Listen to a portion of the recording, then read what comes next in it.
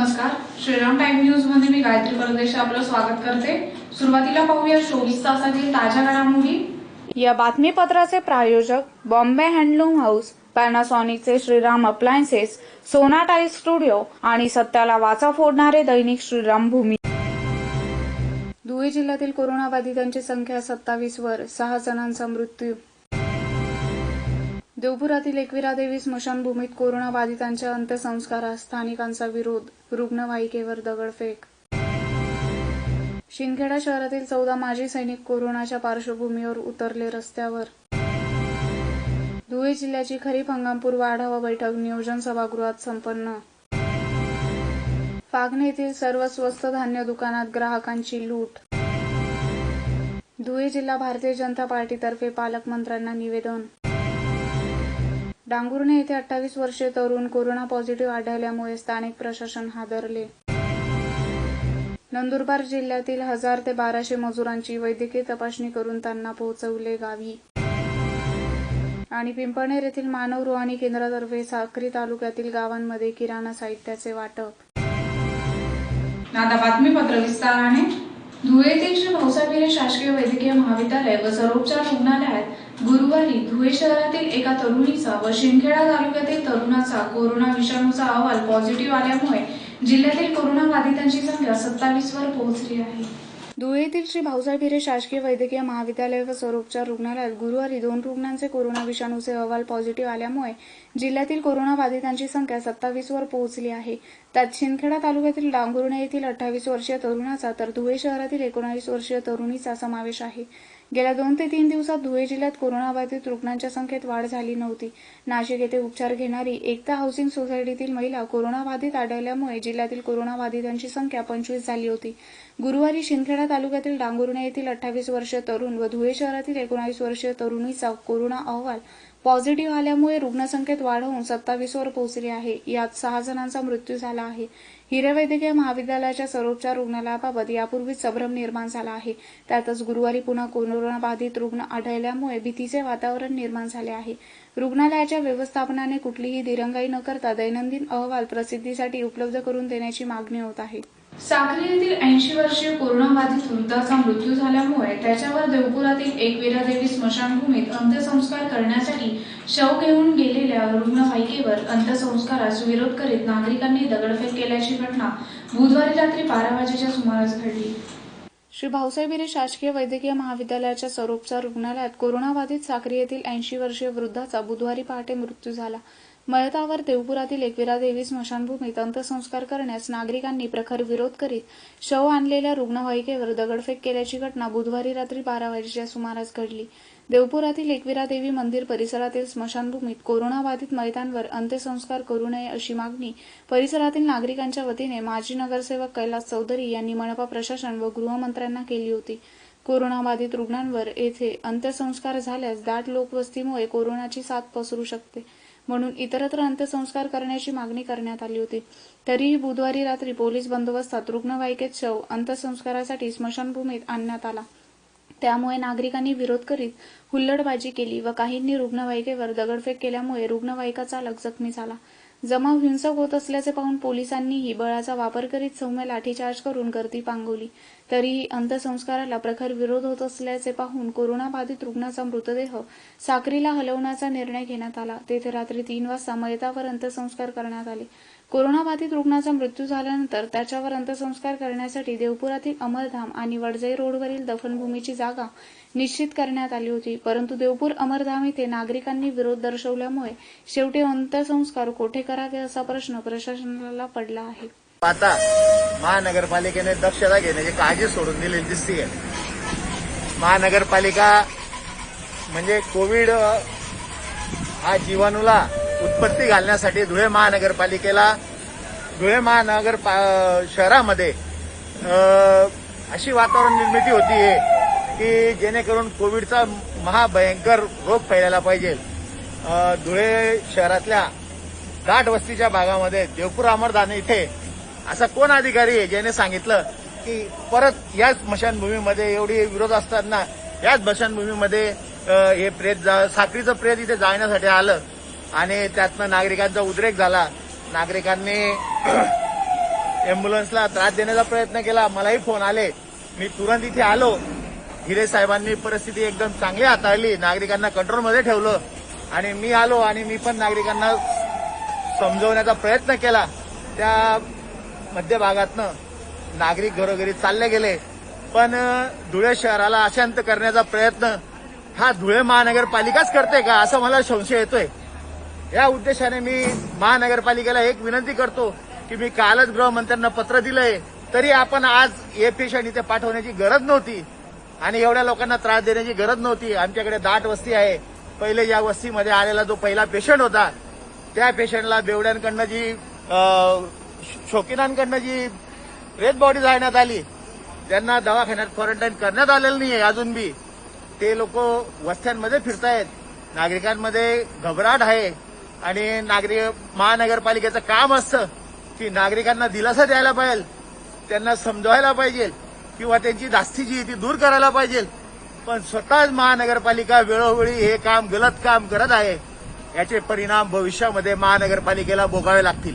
Corona विषाणूशी लढा देण्यासाठी शिंदखेडा शहरातील 14 माजी सैनिक रस्त्यावर उतरले असून शहरातील विविध भागात त्यांनी पोलीस प्रशासनाबरोबर कामकाज सुरू केले आहे. कोरोना विषाणूशी लढा देण्यासाठी शिंदखेडा शहरातील माजी सैनिक रस्त्यावर उतरले असून शहरातील 14 माजी सैनिक पोलीस प्रशासनाला सहकार्य करीत आहेत.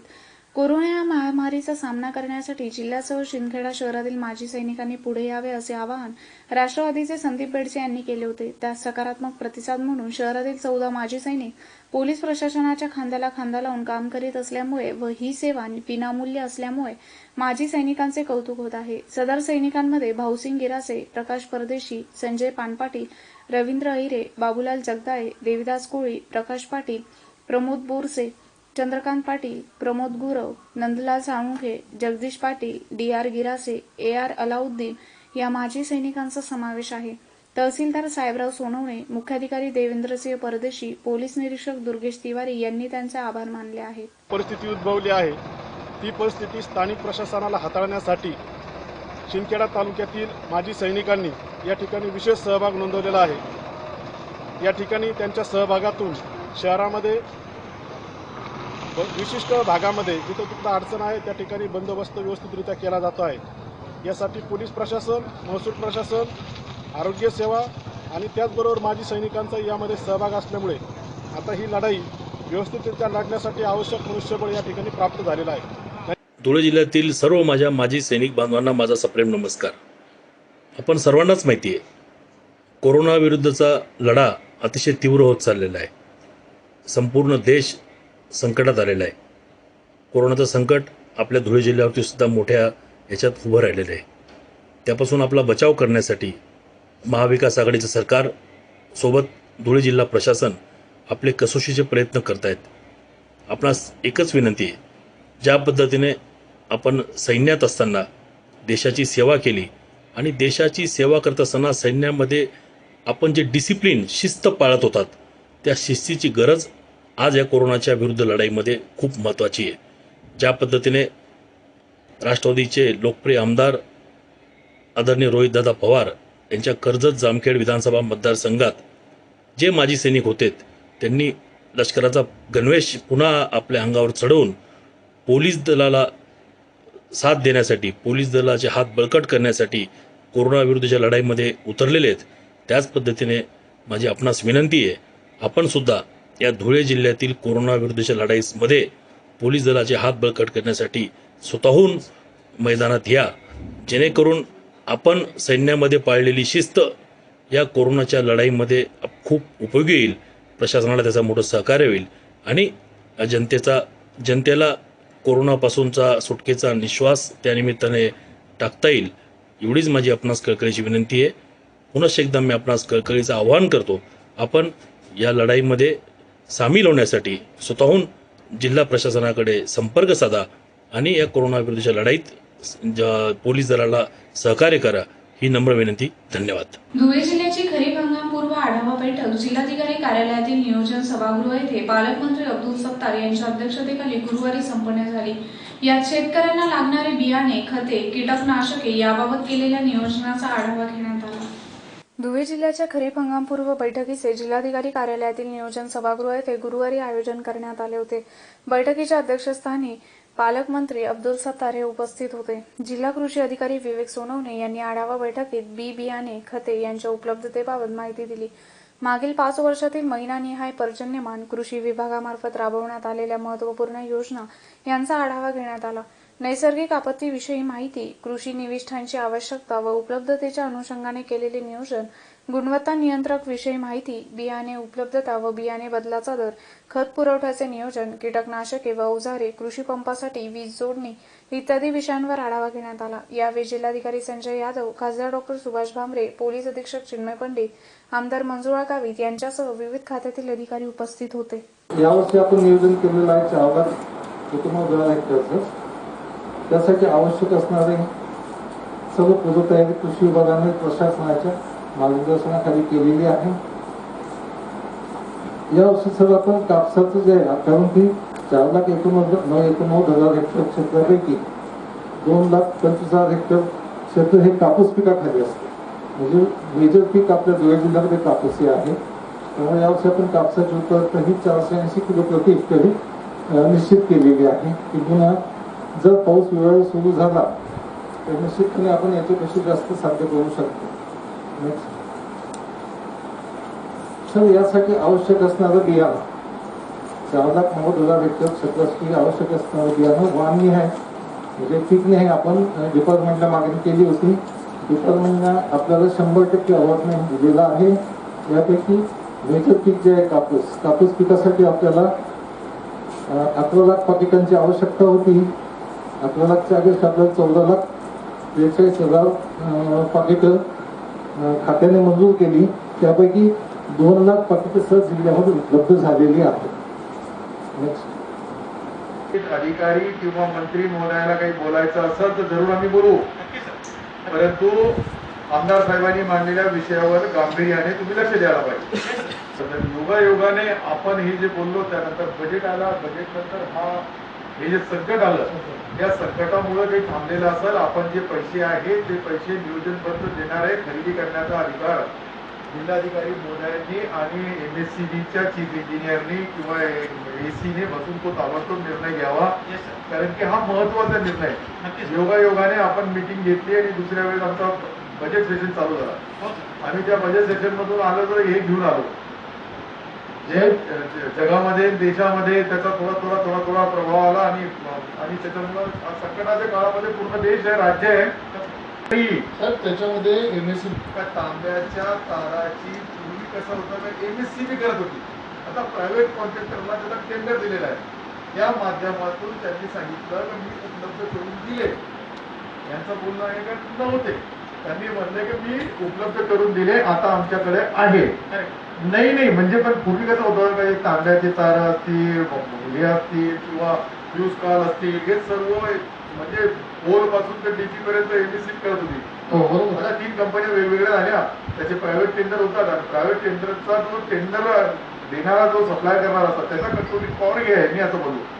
तुमच्या येण्याच्या अगोदर या विषयावर सविस्तर चर्चा झाली आणि चर्चा होऊन त्याच्यामध्ये असं ठरवलं गेलं की आजच्या मीटिंगचा हवाला देऊन आपण त्या विमा कंपनीलाही पत्र द्यायचं आणि सरकारलाही, आणि यांचे जे आयुक्त आहेत पुण्याला जे बसतात त्यांनी पुण्यावाली जी कंपनी आहे त्यांच्याशी संपर्क करून याच्यामधला खुलासा करावा. आमची पहिले खासदार साहेबांनी तो मुद्दा मांडला होता.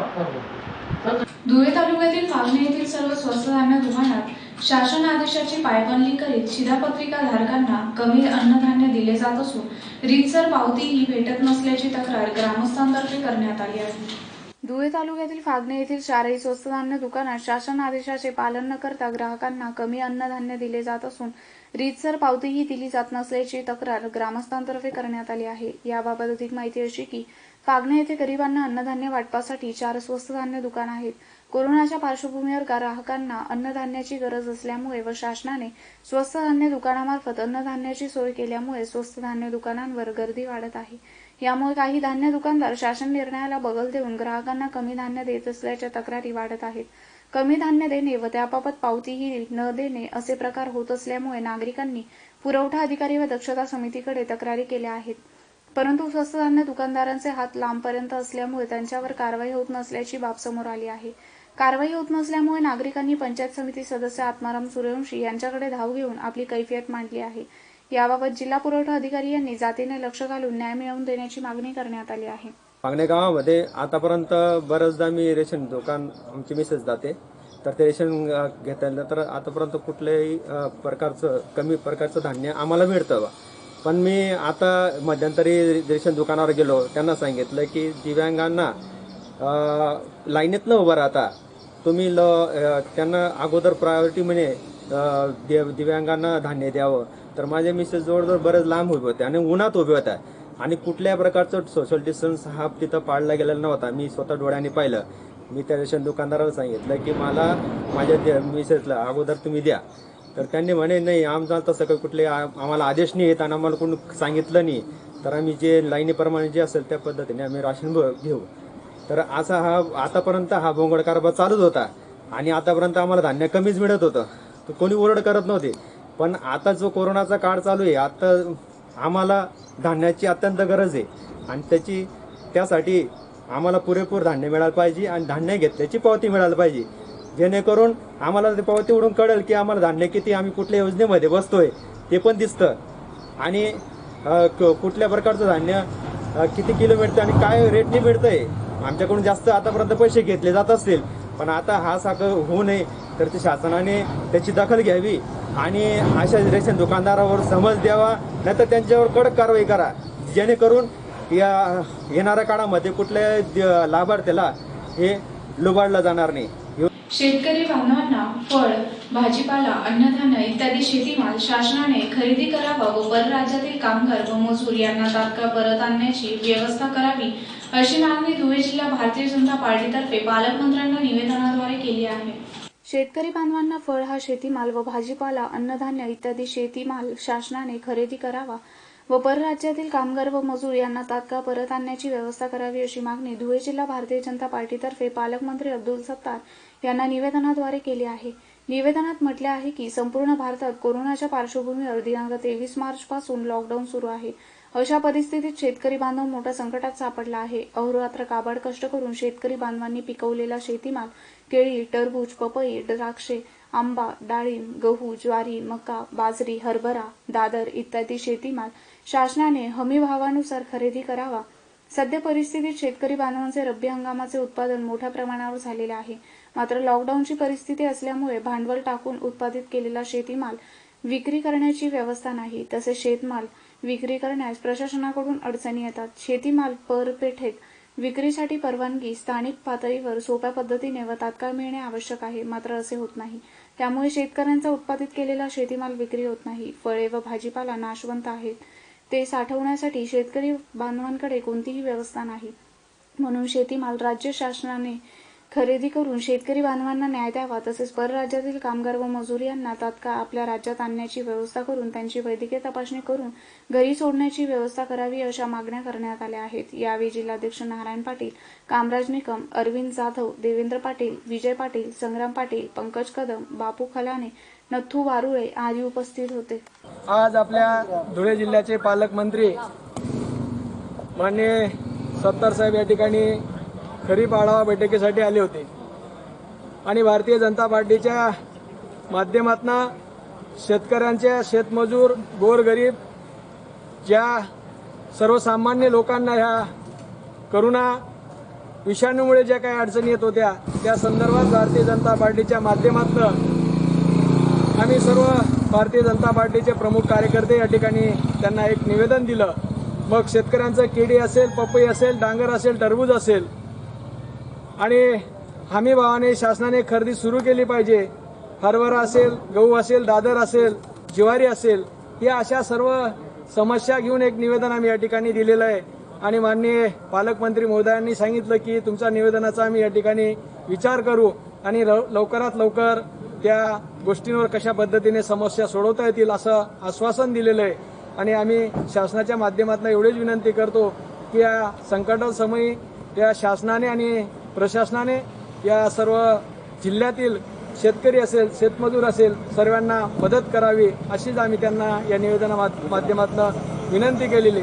जे काही गुजरातमध्ये मजुरीसाठी गेलेले आपले महाराष्ट्राचे किंवा धुळे जिल्ह्यातले कामगार असतील, मग राजस्थानमध्ये असतील, MP मध्ये असतील, त्यांनाही आणण्यासंदर्भात पालकमंत्र्यांना निवेदन दिलं. माननीय कलेक्टर साहेबांनाही सांगितलं. कलेक्टर साहेबांनी या ठिकाणी आम्हाला पॉझिटिव्ह असं त्या ठिकाणी आश्वासन दिलं की आणि त्या संदर्भात तोही निर्णय माननीय कलेक्टर साहेब आणि पालकमंत्री साहेब हे घेणार आहेत. एवढं या निवेदनाच्या माध्यमातून आम्ही दिलेलं आहे. आणि शासनाला, प्रशासनाला आम्ही भारतीय जनता पार्टीच्या माध्यमातून सर्व ठिकाणी मदत करण्यासाठी तयार आहेत. हे संकट शासन, प्रशासन आणि सर्व पक्षाचे भारतीय जनता पार्टीचे कार्यकर्ते मिळून याला कोरोना मुक्त करण्यासाठी हातभार लावू असं या ठिकाणी मी नमूद करतो. शिंदखेडा तालुक्यातील डांगुर्णे येथे 28 वर्षीय तरुण कोरोना पॉझिटिव्ह आढळल्यामुळे स्थानिक प्रशासन हादरले असून डांगुर्णे गावात उपाययोजनांना सुरुवात झाली आहे. शिंदखेडा तालुक्यात दुसरा कोरोना पॉझिटिव्ह रुग्ण आढळल्यामुळे स्थानिक प्रशासन हादरले आहे. कोरोना या महामारीवर नियंत्रण ठेवण्यासाठी स्थानिक प्रशासन रात्रंदिवस मेहनत घेऊनही कोरोना विषाणूने शिंदखेडा तालुक्यात यापूर्वी शिरकाव केला आहे. तालुक्यातील पहिला कोरोना पॉझिटिव्ह रुग्ण बामणे येथील 70 वर्षाची महिला आढळून आली होती. तोच गुरुवारी दुसरा डांगुर्णे गावातील 28 वर्षीय तरुण कोरोना पॉझिटिव्ह आढळल्याने प्रशासन खडबडून जागे झाले आहे. तालुक्यातील नागरिकांनी घाबरून न जाता घरातच थांबून प्रशासनाला सहकार्य करण्याचे आवाहन करण्यात आले आहे. पोटाची खळगी भरण्यासाठी गुजरात राज्यात गेलेल्या नंदुरबार जिल्ह्यातील मजुरांना अंबाबारी धरणाजवळ एकत्र करून जवळपास 1000 ते 1200 मजुरांची वैद्यकीय तपासणी करून त्यांना वाहनाद्वारे स्वखर्चाने आमदार राजेश पाडवी यांनी घरी पोहोचवण्याची व्यवस्था केली. पोटाची खळगी भरण्यासाठी गुजरात राज्यात गेलेल्या नंदुरबार जिल्ह्यातील मजुरांना अंबाबारी धरणाजवळ एकत्र करून जवळपास 1000 ते 1200 मजुरांची वैद्यकीय तपासणी केल्यामुळे मजुरांतर्फे त्यांचे आभार व्यक्त करण्यात आले आहे. नंदुरबार जिल्ह्यातील कामगार पोटाची खळगी भरण्यासाठी गुजरात राज्यात जात असतात. यावर्षी देखील मजूर कामासाठी गेले होते, परंतु कोरोना या महामारीमुळे सर्वांवर महासंकट आल्यामुळे गुजरात राज्याच्या विविध ठिकाणाहून हे मजूर काही किलोमीटर तासनतास पायी चालत महाराष्ट्र सीमेलगत अंबाबारी धरणाजवळ एकत्र आले. स्थानिकांनी त्यांची नाश्ता व चहा पाण्याची व्यवस्था केली. आमदार राजेश पाडवी यांना स्थानिकांनी माहिती दिल्यानंतर त्यांनी जिल्हाधिकारी डॉ. राजेंद्र भारुड यांच्याशी संपर्क साधून डॉक्टरांची एक टीम सोबत घेऊन सर्व मजुरांची तपासणी करून त्यांना डंपर, आयशर, पिकअप या वाहनांद्वारे प्रत्येकाच्या गावोगावी सोडण्यात आले. शेकडो किलोमीटर प्रवास करून मजुरांचे पाय सुजलेले होते. त्यांची परिस्थिती पाहून मन हेलावून गेले होते. अशावेळी मदतीचा आधार मिळाल्यामुळे एक प्रकारे देवच धावून आला असल्याची भावना मजुरांनी व्यक्त केली. यावेळी जिल्हाधिकारी डॉ. राजेंद्र भारुड, प्रांताधिकारी अविशांत पांडा, अक्कलकुवा उपविभागीय पोलीस अधीक्षक विक्रम कदम, तहसीलदार कछवे, पोलीस निरीक्षक डांगे, पंचायत समिती सदस्य ताराबाई वसावे, राहुल वसावे, नितीन तडवी, हरीश खरडे, वीरसिंग पाडवी, निलेश पाडवी, गोपी पावरा, अरुण बागले आदी उपस्थित होते. पिंपळनेर येथील मानवरुग्णालय केंद्रातर्फे कोरोनाच्या पार्श्वभूमीवर गोरगरीब हातमजुरांना गेल्या 1 महिन्यापासून किराणा माल वाटप करण्यात येत आहे. त्याअंतर्गत साक्री तालुक्यातील आमोदे, छावडी, कडरे, घाणेगाव, आयने आदी गावांमध्ये किराणा साहित्याचे 200 किट वाटप करण्यात आले. कोरोना विषाणूचा वाढलेला प्रादुर्भाव रोखण्यासाठी लॉकडाऊन सुरू असल्यामुळे गरीब हातमजूर यांच्यावर उपासमारीची वेळ आली आहे. त्यांना मदतीचा हात म्हणून पिंपळनेर मानवरुग्णालय केंद्रातर्फे गेल्या 1 महिन्यापासून सतत प्रयत्न सुरू आहेत. त्याअंतर्गत साक्री तालुक्यातील आमोदे, छावडी, कडरे, घाणेगाव, आयने, उभंड, वर्धाने आदी गावांमध्ये किराणा साहित्याचे 200 किट वाटप करण्यात आले. विश्व मानवरुग्णालय केंद्र पिंपळनेर शाखेतर्फे तहसीलदार यांच्यामार्फत विविध गावांमध्ये किराणा वस्तू वाटप करण्यात येत आहे. यात प्रत्येकी 2 किलो गहू व तांदूळ, साखर, मसाला, मठ, डाळ, चना डाळ, डेटॉल साबण, बिस्किट पुडा आदी साहित्य वाटप करण्यात आले. यावेळी तहसीलदार प्रवीण चव्हाणके, नायब तहसीलदार विनायक कोळी, डॉ. वसंत मासुळे, गोकुळ गवळे, पुरुषोत्तम देसले, दुर्गेश सोनवणे, मनोहर वेंदे, शेखर परदेशी, अनिता अहिरराव आदी उपस्थित होते. पुन्हा पाहुयाच्या ठळक घडामोडी. धुळे जिल्ह्यातील कोरोनाबाधितांची संख्या 27 वर, 6 जणांचा मृत्यू. देवपुरातील एकविरा देवी स्मशानभूमीत कोरोनाबाधितांच्या अंत्यसंस्कारास स्थानिकांचा विरोध, रुग्णवाहिकेवर दगडफेक. शिंदखेडा शहरातील 14 माजी सैनिक कोरोनाच्या पार्श्वभूमीवर उतरले रस्त्यावर. धुळे जिल्ह्याची खरीप हंगामपूर्व आढावा बैठक नियोजन सभागृहात संपन्न. फागणे येथील सर्व स्वस्त धान्य दुकानात ग्राहकांची लूट. धुळे जिल्हा भारतीय जनता पार्टीतर्फे पालकमंत्र्यांना निवेदन. डांगुर्णे येथे 28 वर्षीय तरुण कोरोना पॉझिटिव्ह आढळल्यामुळे स्थानिक प्रशासन हादरले. नंदुरबार जिल्ह्यातील 1000 ते 1200 मजुरांची वैद्यकीय तपासणी करून त्यांना पोहोचवले गावी. आणि पिंपळनेर येथील मानव रुहानी केंद्रातर्फे साक्री तालुक्यातील गावांमध्ये किराणा साहित्याचे वाटप. याचबरोबर श्रीराम टाइम न्यूजचे बातमीपत्र संपले. दिवसभरातील ताज्या घडामोडींसाठी पाहत राहा श्रीराम टाइम न्यूज. भेटूया पुढील प्रसारणात. तोपर्यंत नमस्कार.